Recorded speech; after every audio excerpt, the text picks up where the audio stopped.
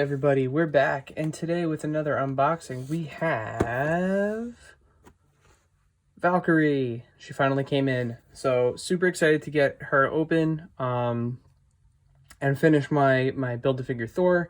So right off the bat, she's got the normal Marvel Legends packaging. The art is gorgeous. As you can see, without even taking her out, the likeness of Tessa Thompson is just unreal. She looks fantastic.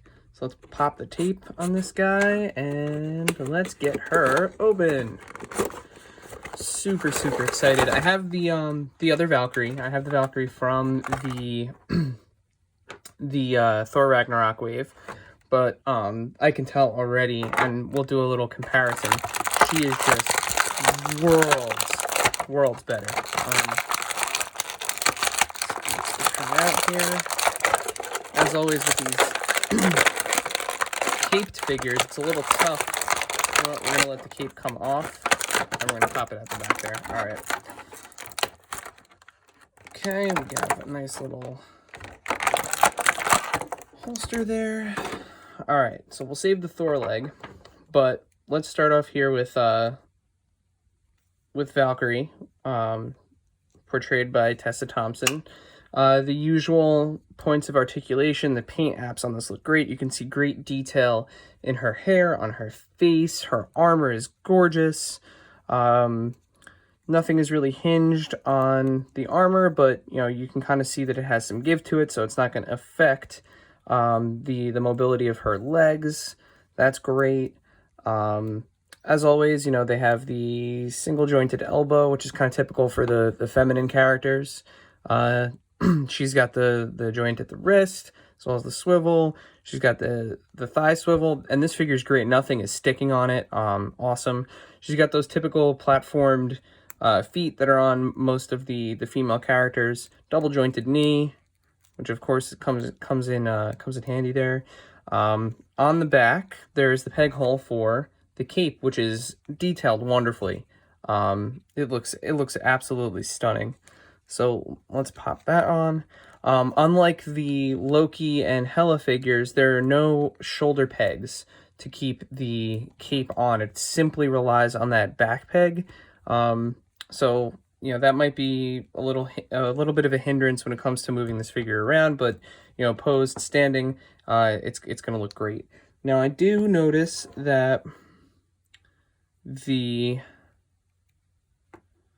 sheath for the sword seems to have a hole on it.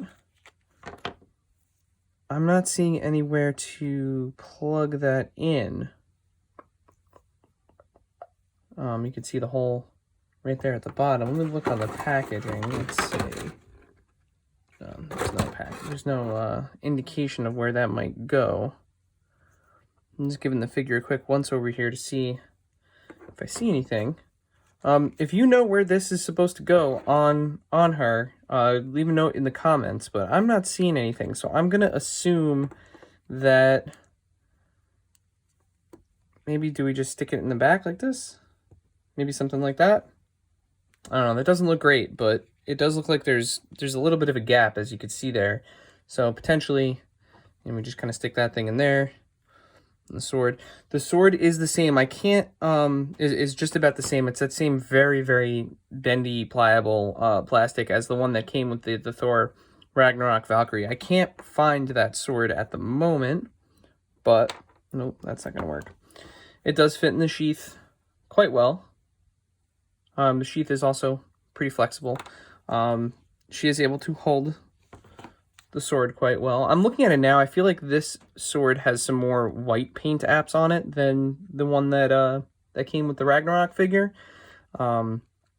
Overall, fantastic. So let's grab the other Valkyrie figure. Oh boy. Yeah, I mean, you can see right away the likeness in the face is so different.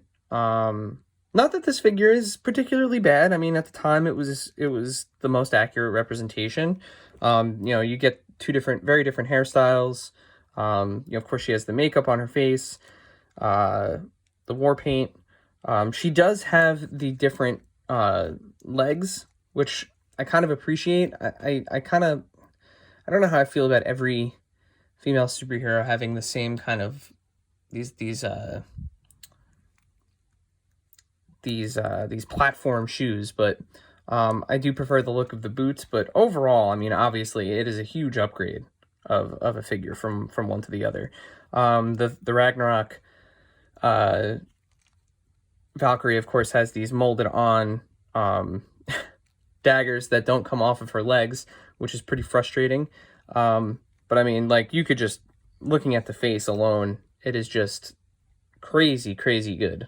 The new Tessa Thompson face, you know, profile, everything is there. Yeah, wow, they did a great job. And before we forget about him, of course, we have our final piece of our bro Thor, which is his leg, and we're gonna pop it on, and just like that, we now have a completed bro Thor as he looks in Endgame. As always, for toy deals and alerts and new things coming, make sure you subscribe to us on, or follow us, excuse me, on Instagram and Twitter at AIC_podcast. You'll find that right about there, right there. Subscribe to us there. We're always posting new stuff whenever we find anything. Also, obviously, subscribe to our podcast. You'll find the link to do that in the show notes here. And as always, we'll conclude with some pictures just to show you how these figures scale up, how they stand, how they pose. And thanks for watching.